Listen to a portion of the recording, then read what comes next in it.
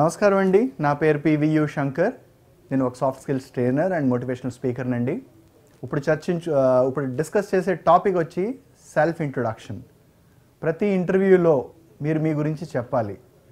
ఆ self introduction మీరు గుర్తుపెట్టుకునేటట్టు దీనికి కొత్త టైటిల్ ఇవ్వడం జరిగింది, వీక్లీ కాన్సెప్ట్. ఈ వీక్లీ కాన్సెప్ట్ ఎందుకు అంటున్నామంటే, ఏ కంపెనీకి మీరు వెళ్ళినా ఫ్రెషర్స్ నుంచి ఎక్స్పీరియన్స్ హోల్డర్స్ వరకు tell me about yourself అడిగినట్టయితే మీరు వీక్లీ కాన్సెప్ట్ ఎందుకు అంటున్నామంటే, వీక్లీ కాన్సెప్ట్లో ఒక వీక్లో 7 days ఉంటాయి. అలాగే మీరు మీ గురించి చెప్పేటప్పుడు 7 points మీరు మర్చిపోకుండా చెప్పాలి.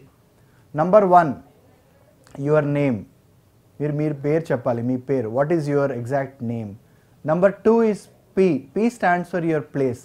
మీరు ఏ ప్లేస్లో పుట్టారు, ఏ ప్లేస్లో మీరు పెరిగారు, దాని గురించి ఇంపార్టెన్స్ చెప్పుకుంటూ ఆ ప్లేస్ గురించి మీరు చెప్పాలి. ప్రతి ప్లేస్కి ఒక ఇంపార్టెన్స్ ఉంటుంది. అది హైదరాబాద్ అవ్వచ్చు, విజయవాడ అవ్వచ్చు, వైజాగ్ అవ్వచ్చు, ఢిల్లీ అవ్వచ్చు.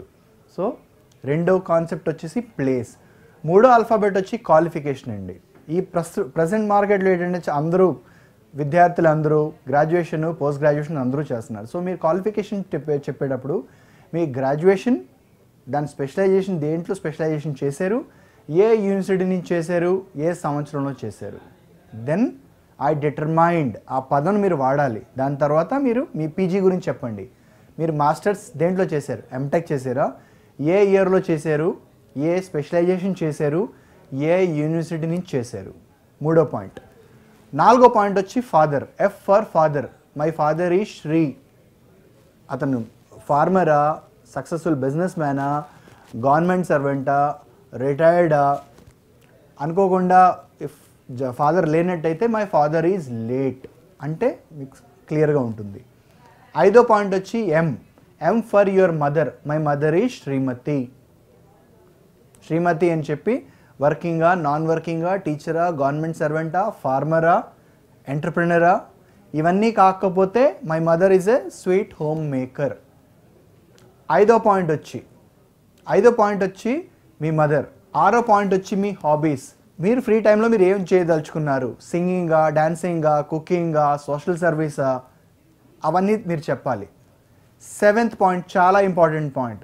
ఈ పాయింట్ మీరు ఎటువంటి పరిస్థితుల్లో మర్చిపోకూడదు. ఈ పాయింట్ డిసైడ్ చేస్తుంది మీరు నెక్స్ట్ లెవెల్కి వెళ్తున్నారా లేదా. దాన్ని అంటారు ఏ ఫర్ అచీవ్మెంట్స్. మీరు ఇప్పటివరకు ఏం సాధించారు. నేను మళ్ళీ రిపీట్ చేస్తున్నాను.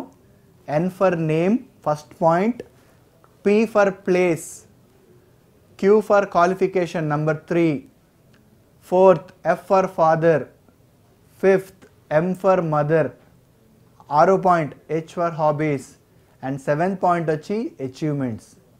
టెక్నికల్ అయినా నాన్ టెక్నికల్ అయినా ప్రతి ఇంటర్వ్యూలో ఫ్రెషర్స్ నుంచి ఎక్స్పీరియన్స్ వాళ్ళ వరకు చెప్పే వరకు ఈ 7 points మీరు చెప్తున్నట్టయితే, కరెక్ట్గా శ్రద్ధగా మీరు ప్రిపేర్ చేసి చెప్పినట్టయితే మీరు సెకండ్ లెవెల్కి వెళ్తారు. అలాగే last point A for achievements. Achievements అన్న తర్వాత మీరు దీంట్లో మళ్ళీ మీరు క్లాసిఫై చేసుకోవచ్చు. అందులో మనం చిన్నప్పుడు చదువుకుంటున్నట్టు స్కూల్కి వెళ్ళేటప్పుడు ఇంగ్లీష్లో మనం ఏం నేర్చుకుంటాం, ABCD. A for Apple, B for ball, C for cat, D for dog. అలాగే ఈ అచీవ్మెంట్స్ని మీరు క్లాసిఫై చేసుకోవచ్చు. ఏ ఫర్ అకాడమిక్ అచీవ్మెంట్స్. మన పేరెంట్స్ అయినా, మనం పేరెంట్స్ అయిన తర్వాత మన పిల్లల్ని మనం ఎందుకు అంటాం మీరు బాగా చదువుకోండి అని. ఎందుకంటే ముందుకెళ్ళి మన జాబ్ చేయాలన్నా ప్రతిదానికి ఫౌండేషన్ వచ్చి మన చదువండి. మన పోస్ట్ గ్రాడ్యుయేషన్ అవ్వచ్చు, మన గ్రాడ్యుయేషన్ అవ్వచ్చు, మన స్కూలింగ్ అవ్వచ్చు. అందుకే ప్రతి పేరెంట్స్ వాళ్ళు ఎంత కష్టపడైనా వాళ్ళ పిల్లల్ని మంచి స్కూల్లో చదివించాలి. ఎందుకంటే ఏ బిల్డింగ్ లేపాలన్నా foundation plays very important role. అలాగే ప్రతి స్టూడెంట్, ప్రతి ఎంప్లాయీ జీవితంలో మేజర్ ఫౌండేషన్ వచ్చి అది చదువు. Academic achievements. ఆ అచీవ్మెంట్స్లో మొదటి అక్షరం వచ్చి A, first alphabet in A. Academic అచీవ్మెంట్స్లో మీరు చెప్పుకుండేది మీ పర్సంటేజెస్ చెప్పుకోవాలి. మీకు 10th ఎంత పర్సంటేజ్ వచ్చింది, మీకు ఇంటర్మీడియట్లో ఎంత పర్సంటేజ్ వచ్చింది, మీ గ్రాడ్యుయేషన్ ఎంత వచ్చింది, పోస్ట్ గ్రాడ్యుయేషన్ ఎంత పర్సంటేజ్ వచ్చింది. ఈ 4 pointsలో మీరు ఓన్లీ పర్సంటేజ్ గురించి చెప్పాలి. సో మీ సెకండ్ పాయింట్ వచ్చేసి మీ B for business achievements. Business అచీవ్మెంట్స్లో ఫ్రెషర్ చెప్పుకుండే పాయింట్స్ ఏం కవర్ చేయాలంటే, మీరు చేసిన గ్రాడ్యుయేషన్లో, పోస్ట్ గ్రాడ్యుయేషన్లో చేసిన ప్రాజెక్ట్స్, పేపర్ ప్రెజెంటేషన్స్, అసైన్మెంట్స్, అది మీరు కాలేజీలో ప్రజెంట్ చేసేటప్పుడు మీ HOD వేరియస్ అదర్ ఫ్యాకల్టీస్ మిమ్మల్ని మెచ్చుకున్నట్టు మీరు చెప్పాలి. ఎందుకంటే ఇంటర్వ్యూ మీరు క్లియర్ చేయాలంటే, ఇంటర్వ్యూ క్లియర్ చేసేది మెయిన్ ఫార్ములా వచ్చి మీది సెల్ఫ్ డబ్బా మీరు కొట్టాలి. సెల్ఫ్ డబ్బా అంటే మీరు నెక్స్ట్ లెవెల్కి వెళ్ళాలంటే మీరు మిమ్మల్ని మెచ్చుకోవాలి. అది ఎలాగవుతుంది? మీ ఫ్యాకల్టీస్ ముందు మీరు ప్రజెంట్ చేసేటప్పుడు వాళ్ళు మిమ్మల్ని మెచ్చుకున్నట్టు చెప్పాలి. అది మీకు ఒక అచీవ్మెంట్. ఎందుకంటే సెల్ఫ్ ఇంట్రడక్షన్లో మేజర్గా మీరు చేసేది మినిమం 4 to 5 minutes మీరు మాట్లాడాలండి. అందుకే ఈ 7 పాయింట్స్ని మీరు కరెక్ట్గా మర్చిపోకుండా ఆ 7 పాయింట్స్ మళ్ళీ నేను రిపీట్ చేస్తున్నాను, మీరు నోట్ చేసుకోవచ్చు మళ్ళీ ఒకసారి. N for name, P for place, ఏ ప్లేస్లో మీరు పుట్టారు, ఏ ప్లేస్లో మీరు పెరిగారు. నంబర్ 3 యువర్ క్వాలిఫికేషన్స్, మీ గ్రాడ్యుయేషన్ ఏం చేశారు, ఏ కాలేజ్ నుంచి, ఏ యూనివర్సిటీ నుంచి, ఎన్నో సంవత్సరంలో, ఏ స్పెషలైజేషన్. దాని తర్వాత డిటర్మైన్డ్ వర్డ్ యూజ్ చేయండి. Then I determined to do my post graduation. Post graduation ఏ కాలేజ్ నుంచి చేశారు, ఏ యూనివర్సిటీ, ఏ స్పెషలైజేషన్, ఎన్నో సంవత్సరం. ఇంతే కవర్ చేయాలి. దీనికంటే ఎక్కువ పాయింట్స్ మీరు కవర్ చేయకూడదు మీ క్వాలిఫికేషన్లో. 4th వచ్చి మీ ఫాదర్ గురించి మీరు చెప్పాలి. My father is Shri so and so. 5th alphabet my mother is so and so.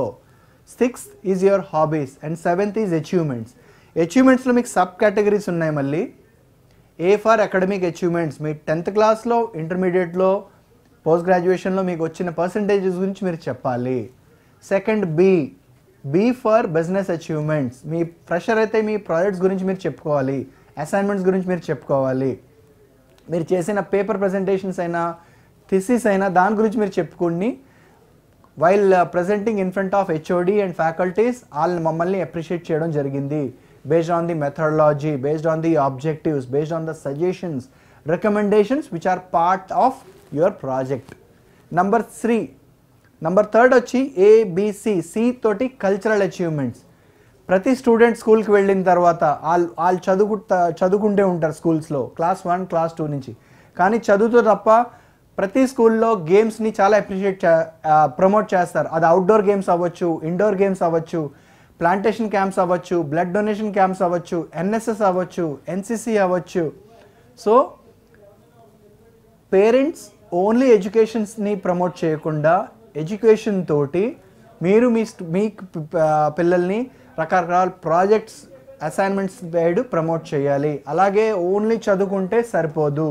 చదువుతోటి మీరు పార్టిసిపేట్ చేసినవి NCC అయినా, NSS అయినా, రకరకాల కాలేజ్ యాక్టివిటీస్ అవుతాయి. అది ఫ్యాషన్ షోస్ అవ్వచ్చు, బ్లడ్ డొనేషన్ అవ్వచ్చు, ఫ్రెషర్స్ పార్టీ అవ్వచ్చు, గెస్ట్ లెక్చర్స్ అవ్వచ్చు. ఇవన్నీ పాయింట్స్ని మీరు కల్చరల్ అచీవ్మెంట్స్లో మీరు పోర్ట్రే చేసుకోవచ్చు, పొజిషన్ చేసుకోవచ్చు. దాని తర్వాత డి అంటే డిఫరెంట్. ప్రతి ఎంప్లాయర్ చూసేది ఏంటంటే ప్రతి ఎంప్లాయీలో ఒక డిఫరెన్స్ కావాలి. ఎందుకంటే మీరు ప్రతిదీ ఒకే సేమ్ డే మీకు ఒకే ఐటెంలో మీకు ఒకే బ్రేక్ఫాస్ట్ ఇచ్చినట్టయితే మీరు బోర్ అవుతారు. అలాగే HR వాళ్ళకి ఏంటి కొత్తగా వినాలంటుంది. కొత్తగా వినేటప్పుడు మీరు డిఫరెంట్గా మీరు చెప్పాలి. దాని తర్వాత ఈ for enthusiasm and F for flexible. ప్రతి ఎంప్లాయర్కి ఎలాంటి ఎంప్లాయ్ కావాలంటే ఆ ఎంప్లాయ్ చాలా ఫ్లెక్సిబుల్గా ఉండాలి. పొద్దున 8 గంటలకు వస్తే రాత్రి 9 వరకైనా ఉండొచ్చు. స్ట్రెచ్ చేయవలసి ఉంటుంది. సో ఐ రిపీట్ 7 పాయింట్స్ మీరు గుర్తుపెట్టుకోండి. N for name, P for place, Q for qualification, F for father, M for mother, H for hobbies, and 6th is A for achievements. ఈ 7 పాయింట్స్ వీక్లీ కాన్సెప్ట్ అంటారు. So రాత్రి 12 గంటలకైనా మీకు call వచ్చిన ఆ 7 points మీరు కరెక్ట్గా మీరు పోర్ట్రే చేసుకుంటున్నట్టయితే మీరు సెకండ్ లెవెల్కి వెళ్తారు. అలాగే 7th పాయింట్ చాలా important. A for achievements, ABCDEF. A for academic achievements, B for business achievements, C for cultural achievements, D for how different you are, E for your enthusiasm, and last is F for flexibility. మీరు చాలా ఫ్లెక్సిబుల్గా ఉండాలి. ప్రతి ఎంప్లాయర్కి కావాల్సిన employee చాలా ఫ్లెక్సిబుల్గా ఉండాలి. కొత్త trainings నేర్చుకోవాలి, కొత్త టెక్నాలజీ నేర్చుకోవాలి, త్వరగా రావాలి, లేట్గా ఆఫీస్ నుంచి వెళ్ళాలి. ఏ టీంలో అయినా, ఏ సీనియర్ దగ్గరైనా, ఏ వయసు వాళ్ళతోటైనా, హీ అయినా, షీ అయినా, ఆడైనా, మగైనా టీంలో కరెక్ట్గా మీరు మోల్డ్ అయ్యేటట్టు ఉండాలి. అందుకే flexibility plays very important role. So 7 days concept మీరు గుర్తుపెట్టుకోండి. And academic achievements, business achievements, cultural achievements, D for different, E for enthusiasm, F for flexible. ఈ అచీవ్మెంట్స్ మీద మీరు కరెక్ట్గా ప్లాన్ చేసుకున్నట్టు, మీరు కరెక్ట్గా పోర్ట్రే చేసుకున్నట్టు ప్రజెంట్ చేసినట్టయితే విజయం మీదే. Thank you.